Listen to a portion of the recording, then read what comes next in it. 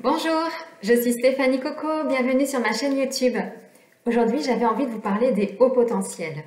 Parce que, oui, quand on est dans ces relations sacrées, eh bien, nous avons également ces hauts potentiels qui peuvent nous embêter dans notre quotidien.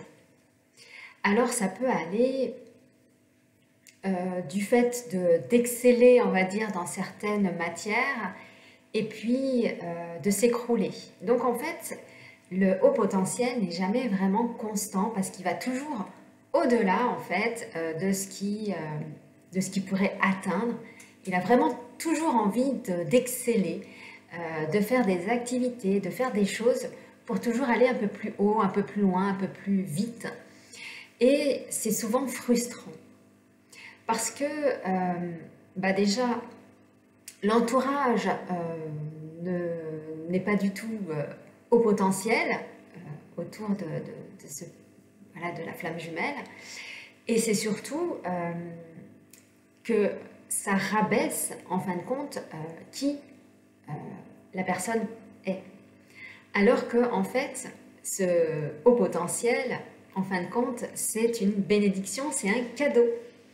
C'est un cadeau parce que ça va nous amener vraiment à pouvoir expérimenter pas mal de choses, pas mal de métiers, pas mal d'activités.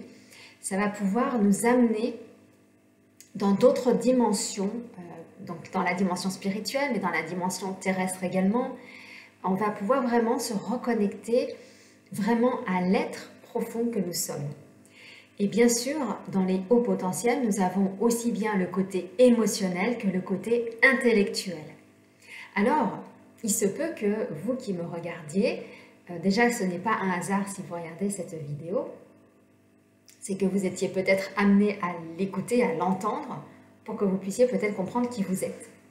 Et donc, on peut dans un premier temps être un haut potentiel émotionnel, donc c'est-à-dire avoir toute la partie émotionnelle qui réémerge vraiment, c'est cette connexion, on va dire, à l'autre, c'est-à-dire qu'on va se connecter à l'autre pour comprendre les besoins de l'autre. Donc ça, c'est toutes les facultés émotionnelles en fait que la personne a pour pouvoir connecter. Et ensuite, on a donc les hauts potentiels intellectuels où là, on a vraiment toute la partie intelligence, où vraiment on va apprendre, on va être vraiment très, comment dire, goulu des apprentissages. Et en fin de compte, un haut potentiel, alors ce n'est que ma vérité, mais la vérité, est-ce qu'elle existe vraiment? Ça, encore une fois, chacun a la vérité pour créer cette grande vérité. Néanmoins, pour moi, être un haut potentiel émotionnel, eh bien, c'est également, quand on a une flamme jumelle, de basculer sur un haut potentiel intellectuel. Et pour le haut potentiel intellectuel, de basculer sur le haut potentiel émotionnel. Et ça se fait avec le travail, donc, de pouvoir se recompléter. C'est-à-dire qu'à un moment donné, on a laissé, si vous voulez, un savoir que l'on a depuis la nuit des temps, inerte, un peu comme perdu.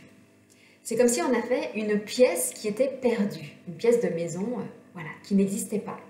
Et que cette pièce de maison, eh bien, on est amené à la retrouver, à rééclairer cette pièce, à la réouvrir et donc d'aller explorer donc, la pièce, donc le côté donc, du haut potentiel que vous n'êtes pas encore aujourd'hui, mais que vous allez devenir.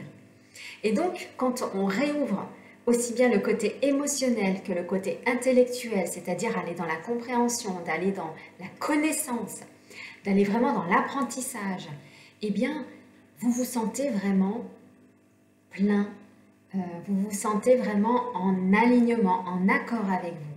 Et vous avez... Alors, ça va se faire aussi par paliers, hein, parce qu'il y a des compréhensions à avoir, vous allez avoir des blocages, il y a des freins, des freins qui soit émotionnels, soit intellectuels. Et là, eh ben, je peux vous accompagner là-dessus en tant que coach et thérapeute. Et en fait, vous allez tout simplement, à un moment donné, basculer. Donc si vous êtes dans un côté haut potentiel émotionnel, basculer sur un haut potentiel intellectuel. Et d'ailleurs, c'est très perturbant parce qu'en fait, on vient vraiment guérir la porte qui était fermée et de vraiment réouvrir en fait tout ce champ des possibles. Et c'est là où en fait, on se pose la question, mais en fait, je suis quoi? Haut potentiel émotionnel ou intellectuel? D'ailleurs, c'est une question que je me suis posée. Et une personne m'a répondu que quand on est un haut potentiel émotionnel, on ne peut pas devenir un haut potentiel intellectuel. Mais ça, ce ne sont que des croyances des personnes qui le croient. Mais en expérimentant, vous voyez qu'il y a d'autres potentiels qui se mettent en action. Il y a d'autres facultés qui arrivent. Et d'ailleurs, ces facultés, eh bien, elles se mettent vraiment en éveil et elles réouvrent vraiment le champ des possibles. Et vous êtes en fait, comment dire, comme quelqu'un qui avait envie vraiment d'apprendre, d'exceller, d'y arriver, de créer. Et c'est très perturbant parce que beaucoup de personnes ne sont pas comme ça. Beaucoup de personnes normopensantes vont faire quelque chose, vont y arriver et vont continuer sur une longue durée. Alors qu'un haut potentiel, il va avoir des dents de scie, ça va être, il va exceller, puis il va tomber, et puis il va devoir repartir, il va peut-être créer d'autres choses. Donc c'est apprendre à essayer de savoir comment nous fonctionnons, comment justement ne plus avoir ces hautes vagues et ces descentes qui sont perturbantes, c'est comme les états émotionnels, c'est d'arrêter d'avoir tous ces états émotionnels. C'est la même chose en étant un haut potentiel. Eh bien, c'est d'essayer de stabiliser aussi bien l'émotion que la partie intellectuelle. Et donc ça, c'est vraiment un vrai challenge, je dirais, au quotidien pour les hauts potentiels parce que c'est des vraies perturbations dans la relation. Et ça, c'est vraiment quelque chose qui est vraiment à conscientiser, qui est vraiment à transformer, parce que c'est vraiment perturbant dans la qualité de vie que vous avez. Ça va perturber également le champ du couple, parce qu'en fait, il y aura ces grandes vagues. Et en fait, la flamme jumelle, elle va vraiment dans toutes les dimensions de l'être. Donc là, en fait, je vous parle qu'une dimension en plus qu'à la flamme jumelle. Donc c'était vraiment dans ces facultés de haut potentiel, de douance que vous avez, qu'il va falloir également apprivoiser, qu'il va falloir compléter, qu'il va falloir réharmoniser pour justement atteindre votre vrai potentiel, atteindre votre vraie mission et de pouvoir ensuite être dans on va dire, dans une vie un peu plus stable, avec moins de mouvance.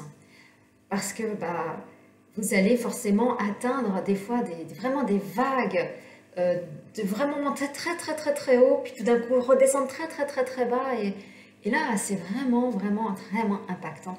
Donc vraiment, les hauts potentiels sont aussi bien émotionnels qu'intellectuels. Et donc c'est à nous d'aller justement remettre à flot ces énergies-là, ces consciences-là. Et donc, aujourd'hui, on n'en parle pas sur les réseaux parce qu'aujourd'hui, tout est très carré. Donc, le haut potentiel émotionnel ne passe pas au potentiel intellectuel. Mais moi, par l'expérience, en tout cas, c'est ce que je peux vous dire. C'est que vraiment, eh bien, c'est de passer de l'un à l'autre et vraiment de switcher en plus. Ensuite, vraiment sur les deux états. Parce que c'est vraiment ça, en fait, être aussi dans la douance, c'est de pouvoir atteindre tous les niveaux de notre être. Donc émotionnel, intellectuel, multidimensionnel, corporel, énergétique. C'est vraiment d'atteindre tous ces niveaux. Il y aura toutes ces vibrations-là à réaligner vraiment dans qui nous sommes pour atteindre vraiment cet alignement, d'atteindre vraiment cette complétude et de surtout aller là où nous sommes attendus. Donc il peut y avoir des perturbations et c'est normal. C'est fait pour que vous puissiez justement réaligner tout ça. Si vous souhaitez prendre rendez-vous, vous pouvez. Vous avez donc le lien qui est dans la description. Je vous embrasse et je vous dis à très vite pour de nouvelles vidéos.